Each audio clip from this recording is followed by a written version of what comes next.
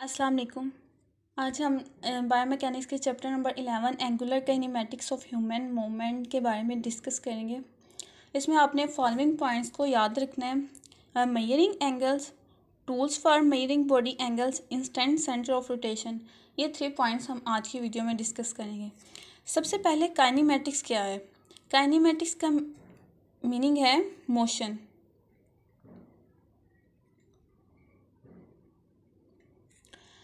इस चैप्टर में हम ये डिस्कस करेंगे कि एक बॉडी में जो मोशन प्रोड्यूस हो रही है वो कैसे हो रही है, उसको हम कैसे मेजर कर सकते हैं। ह्यूमन मूवमेंट के बारे में हम मेजर करेंगे इसमें। उसके लिए हमें इसके एंगल्स को मेजर करना पड़ेगा, जो कि सबसे पहले हमें एंगल्स का पता होना चाहिए। एंगल्स क्या है? What is angle? Angle composed of 2 sides that intersect at a vertex.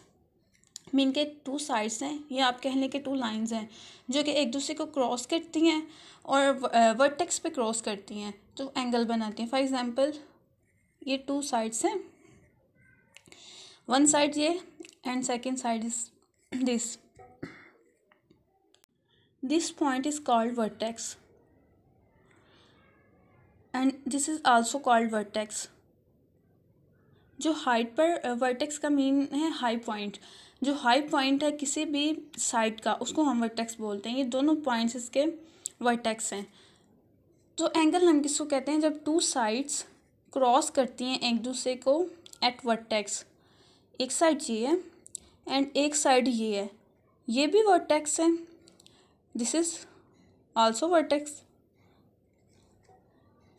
तो यहाँ पर 2 साइड्स एट वर्टेक्स एक दूसरे को क्रॉस करती हैं, इंटरसेक्ट करती हैं, इसको बनाती हैं एंगल बनाती हैं।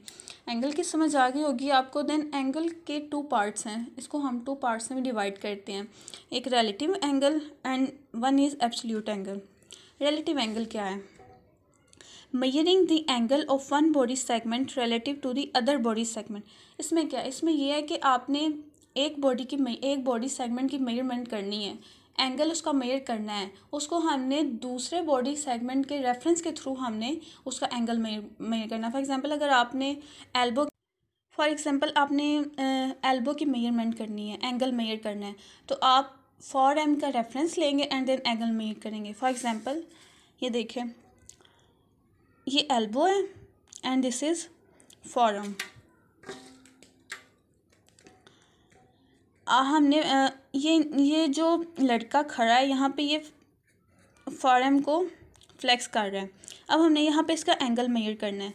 अब हम रेफरेंस लेंगे फॉरम का एंड यहाँ पर गोनियोमीटर प्लेस करेंगे एंड देन इसका एंगल मेजर कर लेंगे। आपने इसमें याद रखनी है कि relative angle mean he reference है। आपने अगर एल्बो का मेजर करना है तो आपको रेफरेंस लेना पड़ेगा फॉरम का, ठीक है। अगर आपने फॉरम का मेजर करना है एंगल तो आप रेफरेंस लेंगे शोल्डर का। देन अगर आपने रिस्ट का मेजर करना है तो आप एल्बो का रेफरेंस लेंगे, ओके। देन एब्सोल्यूट एंगल में क्या होता है? एब्सोल्यूट एंगल में हम रेफरेंस नहीं लेते। हम वन बॉडी सेगमेंट को मेजर करने के लिए दूसरे बॉडी सेगमेंट का रेफरेंस नहीं लेते।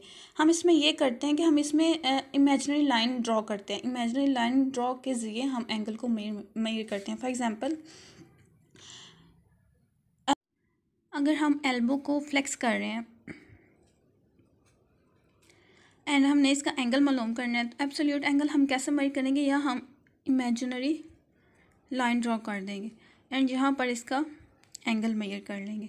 आपने ये याद रखना है, रेफरेंस में आपने जो उसकी बॉडी सेगमेंट का अनदर सेगमेंट होगा उससे आपने रेफरेंस लेके एंगल मेजर करना है एंड एब्सोल्यूट एंगल में आपने इमेजिनरी लाइन ड्रॉ करके उसका करना है, एंगल मेजर करना है। ऐसे ही जैसे एल्बो का आपने किया है, नी का, यहाँ अगर नी ने एक्सटेंड किया है, नी ने अगर एक्सटेंड किया है तो यहाँ पर आप इमेजिनरी लाइन ड्रॉ करेंगे और यहाँ पर एंगल को मेजर करेंगे। देन हमारे पास जो नेक्स्ट टॉपिक है वो है tools for measuring of body angles. Mean के हम एंगल्स को कैसे मेजर कर सकते हैं, किस चीज़ के जरिए मेजर कर सकते हैं। तो हम एंगल्स को गोनियोमीटर के through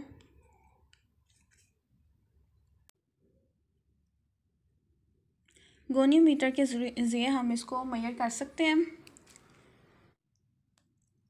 so this is goniometer body के जितने भी एंगल्स हमने फाइंड आउट करने हैं वो हम इसी के ज़रिए करेंगे। रिलेटिव एंगल, एब्सोल्यूट एंगल हमने इसी के ज़रिए मेजर करने हैं। ये बिल्कुल प्रोटेक्टर के जैसा होता है, सेंटर में ये प्रोटेक्टर के जैसा होता है जो हम मैथमेटिक्स में यूज़ करते हैं, बिल्कुल वैसा। एंड इस प्रोटेक्टर की 2 साइड्स होती हैं, फर्स्ट वन ये है एंड सेकंड ये है। आपने एक बात जहन में रखनी है, जिस पर रीडिंग नज़र नहीं आ रही, बिल्कुल जो प्लेन है वो फिक्स्ड है, वो मूव नहीं करता, बट जो सेकंड वाला है जिस पर रीडिंग्स लिखी हुई हैं वो मूव करता है। जैसे जैसे लिम मूव करेगी उसके साथ ये मूव करता जाएगा और हमें रीडिंग देगा। फॉर एग्ज़ाम्पल, अगर आपने एल्बो की मेजर करनी है तो अब जो प्रोटेक्टर है, गोनीमीटर का प्रोटेक्टर है, वो बिल्कुल आप सेंटर पर रखेंगे, जॉइंट के सेंटर में रखेंगे। उसको रखने के बाद जो इसके 2 लिम्स हैं, जो इसके 2 आर्म्स है, वो आपने लॉन्गिट्यूडनल एक्सिस पे रख देने हैं। एंड अब जैसे जैसे लिम मूव करेगा, लिम के मूव करने के साथ साथ हमें एंगल इसका मेजर होता जाएगा गोनियोमीटर के ज़रिए। सो आप इजीली गोनियोमीटर के ज़रिए बॉडी के एंगल्स मेजर कर सकते हैं। इंस्टेंट सेंटर ऑफ रोटेशन क्या है? Instant centre of rotation, the centre of rotation at a given joint angle और at a given instant in time during dynamic movement. इसमें क्या है जी, मैंने बताया कि अगर हमने किसी भी बॉडी सेगमेंट की हमने मेजरमेंट करनी है गोनियोमीटर के ज़रिए करेंगे। उसका जो प्रोटेक्टर है वो हम उस साइड पे रखते हैं जिस पे हमने जो बॉडी की साइड है हमने उसको मूवमेंट कराना है। फॉर एग्जांपल, अगर हमने एल्बो को मूव करवाना है तो हम उसका प्रोटेक्टर एल्बो की तरफ रखेंगे। इंस्टेंट सेंटर ये है कि हमने कोई भी मूवमेंट कराई है तो किसी भी पॉइंट पे, किसी भी लम्हे में हमने मूवमेंट उसकी देखनी हो तो उसको हम इंस्टेंट सेंटर बोलते हैं। इंस्टेंट सेंटर को हम एक्स रेज़ के ज़रिए हम इंस्टेंट सेंटर को देखते हैं कि किस पॉइंट पे मूवमेंट जो उनसे वो परफॉर्म हुई है, कहाँ पे उसने ट्रैवल किया। फॉर एग्ज़ाम्पल, अगर आपने नी की मूवमेंट परफॉर्म करवानी है तो आप देखें कि यहाँ पे ये इसका पटल्ला है, ये इसकी टिबिया एंड फिब्यूला है। तो अगर आपने इसकी ये देखिए डायनामिक मूवमेंट ये परफॉर्म कर रहा है, ये हम एक्सरे के जरिए इसकी मूवमेंट देख सकते हैं। फर्स्ट पॉइंट पे ये है, सेकंड पे ये है, थर्ड एंड फोर्थ पे इसकी ये मूवमेंट एंड फिफ्थ पे ये है। अगर अब आपने इसका एंगल मेजर करना है, आप इसके किसी भी पॉइंट पे, किसी भी इंस्टेंट पे प्रोटेक्टर रखेंगे एंड देन उसका एंगल मेजर कर लेंगे। जिस इंस्टेंट पे आप उसका एंगल मेजर करेंगे हम उसको इंस्टेंट सेंटर बोलेंगे।